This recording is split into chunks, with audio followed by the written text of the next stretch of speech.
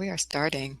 Hello and welcome everyone to the Transform Your Relationship Show. I'm Laura Rubinstein here with Dr. Rhoberta Shaler. Hi, Rhoberta. Good morning, Laura. This is an exciting topic today, so very important. So I am looking forward to lots of interaction. So welcome to our guests. Yeah, we're glad you're here, and this is a very interesting topic. You don't hear. I think we cover topics that really aren't the norm. You know, we don't talk about what the norm is. We're really going a little deeper dive into things and empowering people from a whole new set of information, which is how you actually transform your relationships. You go deeper. So today we're going to go deep on that topic of being assertive, not aggressive. So, Rhoberta, so important. Start off. Tell us why it's so important. Well, sometimes we feel to be powerful in life that we have to be really strong. And we don't have the skills for being very strong. So we either follow the models of people we thought were very strong, or we feel like we have to just jump all over people to tell them what we want, what we need. And we want to make a big splash and a big impression. So we actually become aggressive. And it's usually a stance that comes from fear and lack of skills. Aggression means that I want power over you. I want to make you do something that I want you to do, and I want you to do it preferably yesterday. But when we're assertive, what we are doing is saying, I count. You know, I'm more than just vertical and ventilating. I matter, and I have the absolute right to say what I think, what I feel, what I need, what I want. And it doesn't impinge on anybody else. I don't have to have power over anybody else. I have the right to be assertive, to assert what I think, what I feel, what I need, what I want. And when we have that right, when we accord ourselves that right, then we just begin to shine in the world. But when we're aggressive, people aren't liking us very much. Often after we've been aggressive, we don't like ourselves very much. So it's such an important distinction, Laura, and I'm so excited that we're going to really expand on it today. What I hear in that is when I'm assertive, I know what I need and want. I believe I have a right to it. I don't need you to change, but I'm empowered to I will make decisions based upon what I need and want. That's right. You will make those decisions and you will feel good about those decisions because of your clarity. But there's a secondary part to that, which is, I alluded to earlier. It sometimes takes people some work to honestly believe that they have the right to take up space and to tell the truth about what they think, feel, need, and want. Because they think, oh, someone won't like it, or someone may not give it to me, so I have to be powerful about it. I have to be strong or dominant or whatever. But when you expand into a space of saying, I matter, I have the right to express myself. I don't have the right to tell anybody else how to do it. I don't have the right to make demands of other people, but I have the right to say it. It is so empowering, first of all, internally, but then it's powerful in your relationship because you take away people being afraid of you with your aggression, because that's part of you wanting to dominate, is that the other person has some fear, and people then will listen to you. You actually have a chance of being heard. And isn't that what we all want, Laura? Ideally, yes. Being heard is so healing. And let's just put something on the table here. Most people, no, not most, many people revert to aggression, meaning they want that power over, they want somebody to change, they make the demands, they really can't feel like they're happy. It's like the only tool they have. Why do you think aggression is such a default versus some other more empowering way like assertion? Well, first of all, we have to recognize that we learn what we learn quite early in life. So whatever we've been exposed to is going to make a difference as to how we feel about that. If we had a parent who asked our opinion, who gave us choices, who helped us learn to be decision makers, who gave us the opportunity to speak up and say whether we wanted Cocoa Puffs or Fruit Loops. We get some power in our life, some sense of innate power that I'm okay being me, that I can express those things. But if we felt squashed like a bug when we were young, and we got angry inside, because aggression comes from anger. We have some anger arousal in our body. We don't think we're going to get what we want, so we overexert. And so it's a difference in upbringing, and it's a difference in worldview.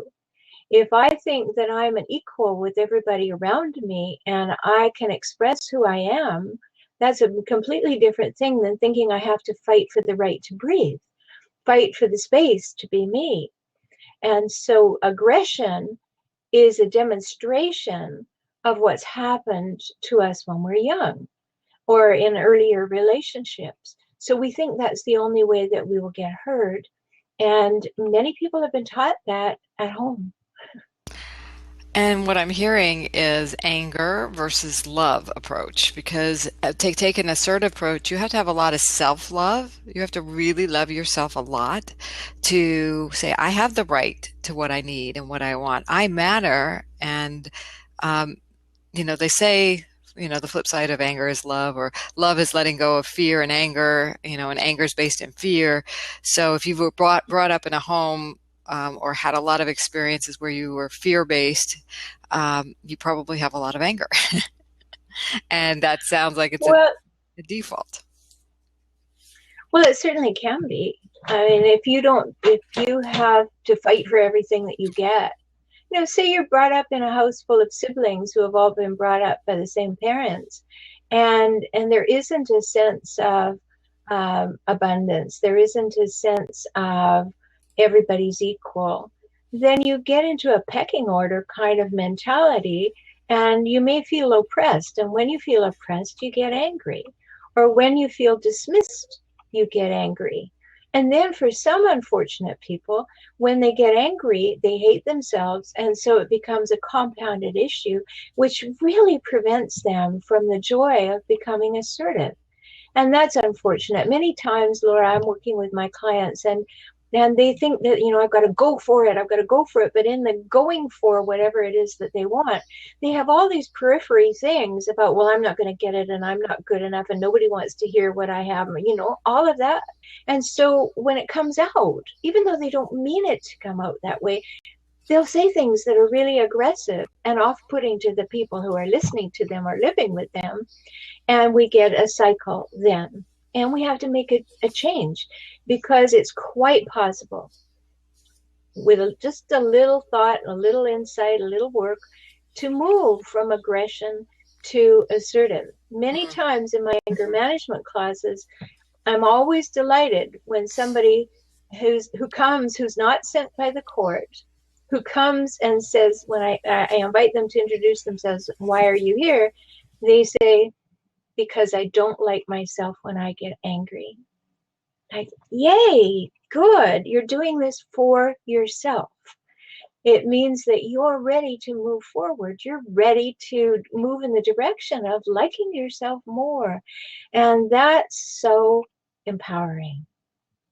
Yes, and shifting the behavior from aggression to assertion is it's kind of like what they're crying for, it sounds like. It's like, okay, I don't want to be this aggressive, and I don't want to hurt the people I love most. Right? That's just the default pattern. I don't have any options to understanding what I need and want and how to express it from love versus from this anger place that I just so default to. Do you talk about this in your book? I talk about it some. I certainly talking about it in the new ebook series that starts this Thursday, Ooh, and tell us that's about called that. Escaping the Hijackal Trap: The Definitive Guide to Dealing with Chronically Difficult People. And if I'll make a distinction for you, yeah, there you go. And all you have to do is to go to hijackals.com, and you can sign in there and get so much information. Well, I'll tell you about it because you asked. some of us are experiencing difficult people. Somebody's going through a bad time, somebody's lost a job, somebody's stressed or overwhelmed. They're not usually difficult, but at the moment they're difficult. So the distinction is between momentarily difficult people and chronically difficult people. These are the people that are fighting for their life every moment. They're in such a sorry state internally that they feel they have to have power over everybody, that they've got to somehow keep their fragile ego, and they are very fragile, even though they appear to be bulls in china shops. They have very fragile egos, so they have a very, very strong armor that is both defensive and offensive. It just keep going.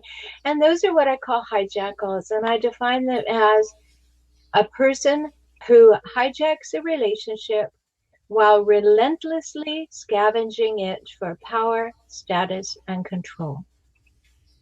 Oh, I don't believe there's any need for us to use psychological labels that people really don't know what they're talking about. We just need to know that there's a pool of traits that are actually definable, and I define them in the first book. And when you understand that, then you understand that this person is not doing what they're doing on purpose with malicious intent. They're doing it from their upbringing, and this is all they know to do. And so my work is basically with the partners, the exes, and the co-workers of chronically difficult people. So these people are very aggressive. They don't ever stop at assertive. They are aggressive. And you know, when you feel aggressive or when you're in the presence of someone who's aggressive, you raise the anxiety level, the tension level, the fear level, the insecurity level. And there are people who have partners who are keeping them in that state all the time. And those partners are willingly staying in that state. And God bless them, they just don't understand the pattern. They don't see the pattern because they're caught in the pattern. So I help them. I work with them to understand that it's not with them. What's going on is within the hijackal, and they can learn to respond to it differently. So it's very important to our discussion today. And the reason, just in case you're about to ask, it's an ebook series, is because there are so many pieces to that puzzle.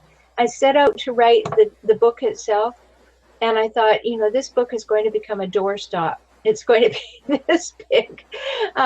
So let me put it out as an ebook series. So there wow. will, part of the series will be, you know, how to leave a hijackal, how to manage in court when you're dealing with a hijackal, how to co-parent with a hijackal, how to co-parent when you're divorced with a hijackal, what to do if it's your mother who's the hijackal. Like, all of those pieces really deserved an ebook of their own. Sophia, thank you so much. I'm glad you're getting some benefits. And feel free, if you have questions, you can type them in the chat area. If you put a /Q space, it'll show up on our left-hand side and we can directly address any question you have. What that made me think about, Rhoberta, is, if you're in a relationship with a hijackal, if you have to work with one, we've talked about this before, but let's talk about it with in terms of aggression and assertion. Is a good strategy to meet an aggressive person or someone demonstrating aggressive behavior with assertion? Yes, it is a good strategy. Because when you are clear that you don't have to jump into their anger or their arousal or their fear, when you're clear that you can just say, here's me, here's what I think, here's what I feel, here's what I need, here's what I want, and never, ever, ever use the word you while you're doing it, you then can have a hope of quietly giving them information while not escalating the conversation. Yes, and you don't That's what need, assertiveness offers. Yeah. yeah. And their strategy kind of falls flat because they're not changing you. Like their aggression usually is a demand for change in some way, and one can stand one's ground and say, I feel this way and I need this and I'm going to do this. Yeah, and as long as you do that, big, don't say the word you sign. I have a slide in my office that has that, circle with a line through it over the word you. Keep that engraved on your head. Don't say the word you, because then you're blaming. They perceive it as blaming or judging or whatever. But you may think, oh, well, it's just semantics, but it isn't. It's an attitude, because when you're comfortable in your body, when you're comfortable with you, and you just say, well, I have a need to be respected. Now, I didn't say you're disrespectful. I didn't say any of that, which is where somebody could argue it's semantics. But when you become that person who simply says, I have a need to feel respected in my relationships, that's very clear. The other person can do with it what you want. You are then allowing the other person to behave like an adult if they're capable of it. And even better, they could behave like a grown-up, because I think I've said to you before, Laura, that I think adult is simply a stage of growth. So you go from baby, toddler, preschooler up, and you just get bigger and bigger, and eventually you become an adult, because it's something to do with being over 18. But to be a grown-up is a whole different matter. An emotional grown-up is someone who's really handled things.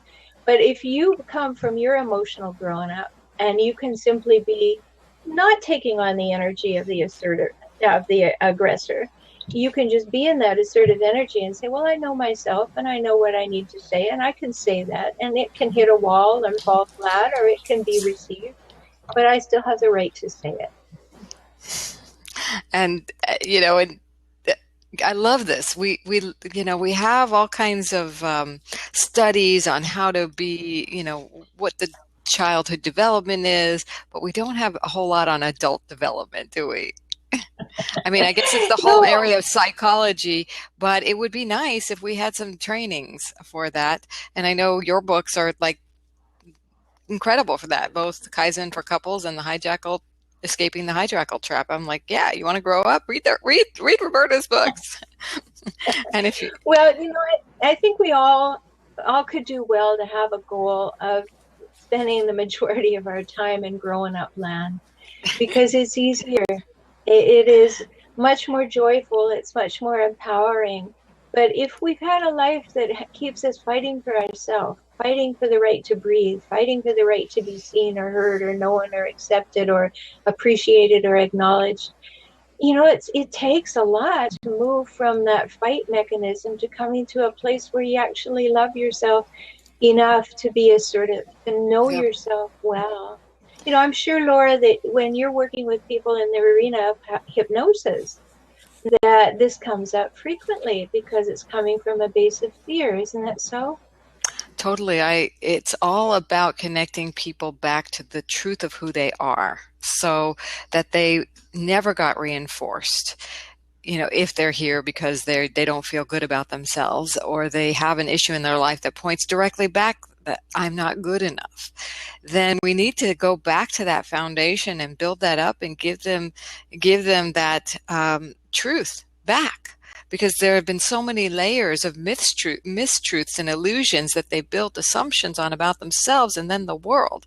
But they really want this whole other result in their life that cannot be gotten to unless we have this foundation of love and honor and self-compassion. And yes, I do that with hypnosis for sure. It's like so often, whether it's somebody wants to lose weight or they want to have a better relationship with their partner, it all comes back to how do you feel about yourself first, right? And do this inner work. And maybe some people come see me, they're also in therapy at the same time, but they really want to embody this truth that they don't think is the truth yet. But they want to get to this place. They want to let go of that anger. They want to get back to this place of assertion. And that's also why I developed the feminine power cards as a kind of a reinforcement tool, like cards that can help you bring yourself back to a lot of self-compassion. And why are we doing this, Rhoberta? We are doing this because we want to see a more peaceful, loving world. And that starts with one person loving themselves at a time. one loving, interpersonal loving relationship with oneself at a time. And when we can go there, we can, and we radiate that into the world, we influence other people. And we quell, the hijackals of the world transform as well. We work on ourselves, the whole world transforms, in my mind. Yeah. It's my big Well, it's vision. the Gandhi thing, isn't it? Be the change you Yes. want to see in the world, and that change begins within. Yes. Yes. In fact, one of the feminine power cards, they look like this, says, when you don't know where to go within. Yeah, There it is. and There it is. perfect. Yay. Yeah, and even if you do know where to go, start from within and emanate out from there. Yeah, and Right? keep going within so you know where to go, right?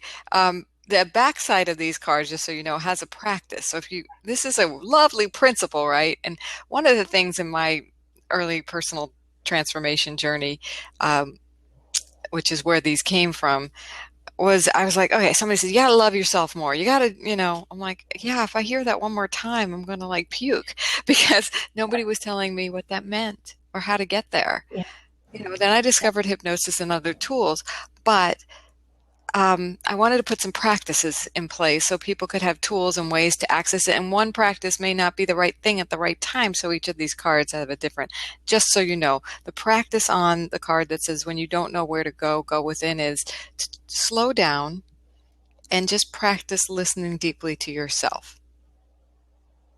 Take a And I moment want to and say feel. something about those cards too. I keep them on one of the altars in my house, and Oh. when I pass by, I just pull one and I see what it has to say, and you'll see that at femininepowercards.com.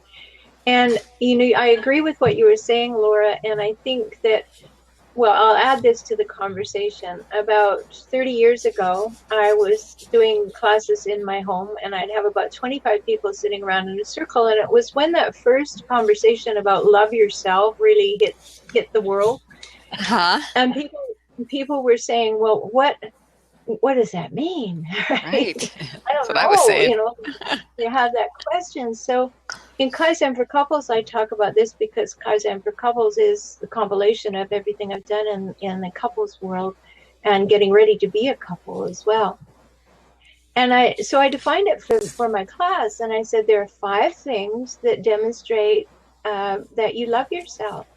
And until you have these 5 things within you operating positively, you don't have them to give, because you can't give a gift you don't have. So then you can't be in a loving relationship. So just to add to what you said, Laura, the 5 things are honesty, safety, trust, respect, and reliability.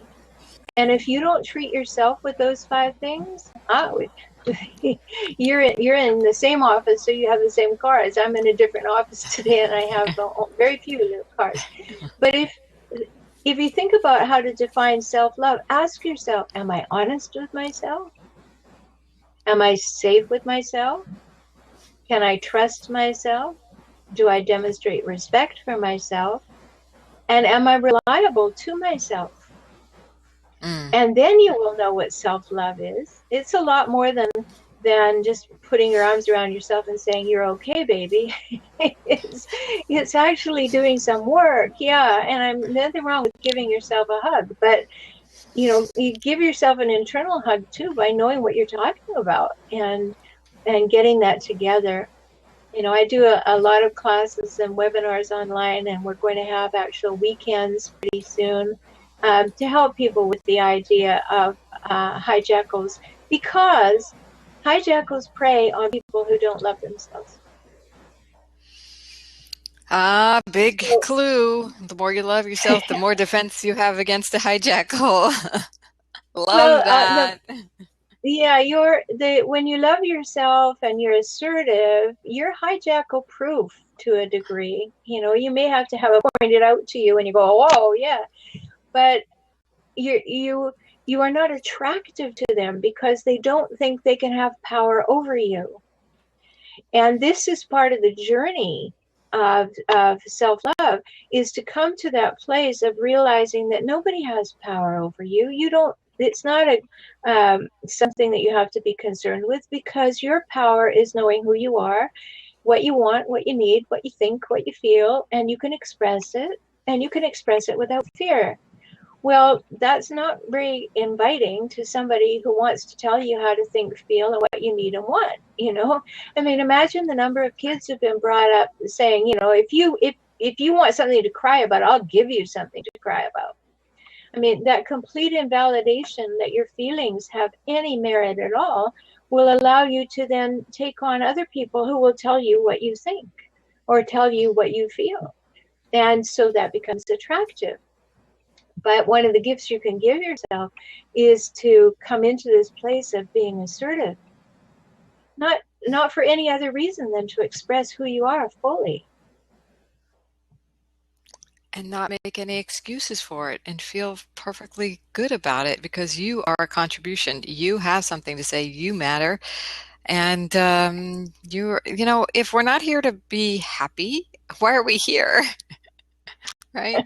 And happiness is an inside job. If you're going around Absolutely. looking for somebody to make you happy, you've got another problem. Yes. Yes. One of the feminine power cards says, joy is the path to love. Not the other way around. Yeah, You've got exactly. to find your And inner joy. You've got to cultivate that joy inside and know how to do that for yourself before you'll ever be able to attract a loving relationship that really is right, fulfilling. Mm-hmm. yeah, that's right. You'll always be in a relationship, as I say in Kaizen for couples. I give 6 relation steps there that must-haves to have a great relationship, and one of them is mutuality. All animals, including us, live from a law of reciprocity. If you pet your dog licks your hand. If you smile at a baby, the baby smiles at you. It's absolutely there. Mm-hmm. And yet in our relationships, we want more than reciprocity, because that's a barter system. Love is expressed in mutuality, that I want for you what you want for yourself, that I am Indeed. here to listen and support and to be completely with you. And that goes both ways. And you have this wonderful support mechanism, this mutual support mechanism. And there is great joy and a sense of arrival in that, oh, I'm with somebody who gets me, and they're with me, and they're for me, and they're by me. And that's the kind of relationship that we all want. But we have to have that with ourselves. We have to be there for ourselves. We have to be there with ourselves, and that's what comes from honesty, safety, trust, respect, and reliability. So all these things relate directly to your ability and your willingness to be assertive. Mm-hmm. And, big deal. It is a big deal. And I even want to point it out, I'm also a social media marketing consultant and coach. And if you're coming to social media and if you don't have those skills of assertiveness, you might have a lot more fear about posting on social media. Like you don't have a right, or you don't have something to say. But when you come from a Or who place, wants to hear from me? or who wants to hear about what I think, and that you might even get sucked into other people's conversations and beliefs. I really feel that when you come from an assertive place, a place of who you are, it's not aggressive. I have something to say. If I have something to say, I can say it. And those who it's right for will, and come with an intention of what what you want your social media to be about. Then you're firmly grounded. Again, you have that firm foundation in knowing who you are, of coming from love, and then create an intention on top of that. Like, what do you want your social media presence in the world to be? It doesn't have to be about your entire life. In fact, keep your private information off social media. That's the key to privacy on social media. Don't rely on Yeah, and just keep it off, hello. And then you're like golden, and you can come to bring the positive you and bring the best of you out on social media. Yeah, I agree, and a little disclosure always makes people feel that they know you a little more. But the privacy, that's a whole other matter. You Hmm. know, I think I have a huge presence on social media as you do, and I'm constantly connecting with people because the things that I talk about, they are going, oh, I didn't know that. Or, oh, I really believe that. You know, whatever I post, there's somebody going, oh, yeah, that's true. That's a connector with those people. You're developing relationship. They're showing that you have some like-mindedness or you have something to offer them. And that's the point. You know, it's not about advertising and saying, buy something from me. It's about sharing who you are and what your gift is and what you're thinking about and entering into relationship and conversation. Amen, sister. And I think that's a great place to break for this week. We have another topic coming up in 2 weeks called resolving conflict with ease. So, we've built Actually, this it's found. Oh, it's next next week. week. Oh, next week. Yeah. Wow. Oh, that's right. Because we swapped our time. So it'll be next week. We have two in a row. Woohoo. Anyway, the, uh, I really think we've built a good foundation. Okay. Here's the cause and the case for being assertive and a little bit insight of how to. Now that you're grounded in that, you can actually resolve conflict with ease. And we'll talk about how to do that now next. So these are building on each other. I like how we've kind of structured this. So thank you for being here with us, and we'll be back next time. Yes, and if you want to check out our places online, we've got hijackals.com, for relationshiphelp.com, transformtoday.com is my blog, and certainly if you have any questions for us. And thank you so much for being here. We'll be back again next week. I Bye just for want to add one thing, Laura. And that one thing is that if you are responding to the idea of hijackals, go to hijackals.com because not only does it give you all my resources, but it gives you access to my secret Facebook group to ask me questions and talk Ooh, about it in private. So yeah. if that's something that's up for you, definitely go to hijackals.com and find that entry point. And yes, Laura, it's been a great conversation. I hope everybody has taken something positive away from it and will have an even better day for having spent some time with us. Talk to you next week. Bye, everyone.